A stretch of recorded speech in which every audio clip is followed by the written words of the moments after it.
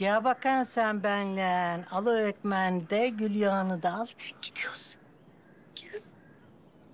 Nereye? He gel görürsün.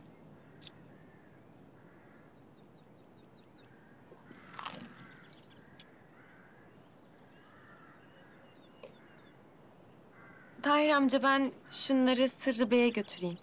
Hadi götür. Arda, Tahir amca nasılsın? iyiyim sağ ol oğlum. Sen nasılsın? İyiyim ben de. Ya sabah mesaj attım ben sana kahvaltıya gel diye. Pek iştahım yok benim ya. Hayırdır? Önemli bir şey yok ya. Bugünlük bir şey herhalde geçer. Gel otur bakayım. Ya bak, sen İstanbul'dan bütün düzenini bozup buraya geldin. Bak üzülüyorum ben bu haline. Yoruldun, tamam mı? Hı. Konuşalım mı? Olur.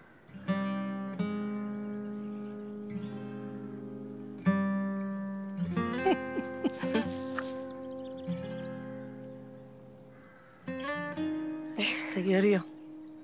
Tümbürla. Gül mahsulünü de kaldırdık. Şükürler olsun. Peki neden geldik? Ver bakalım sen şu esansı bana. Uzat bir bilen. Sattım. Bak bu saf gül yağıdır. Bunun bir damlası bile insana şifadır kızım. İnsandaki bütün kederi, üzüntüyü, karanlığı alır götürüver.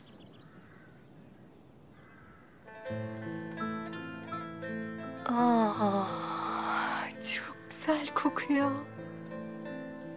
Bak gördün ya nasıl gülüverdi yüzün. Güldürmezse buna gül denir mi? Ama bak bu benim kendi özel formülümdür. Bundan bir damla kullanacağım. Bir damla. Azı karar, çoğu zarar. O da öyle demişti. Güller ağlatmaz, güldürür demişti. Kim demişti? Toprak. Safsın toprağım. Bu gül yağını onunla birlikte mi yapıyorsunuz? Ben ona da gönderdim bunun aynısından. Yeni mahsuldür. Toprağım sağ olsun. Hep benim yanımdadır, hep destektir bana. Toprağım benim.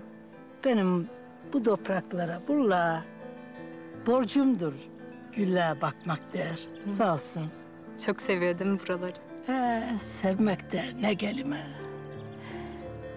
Buraların her zerresinde ondan bir parça vardır kızım.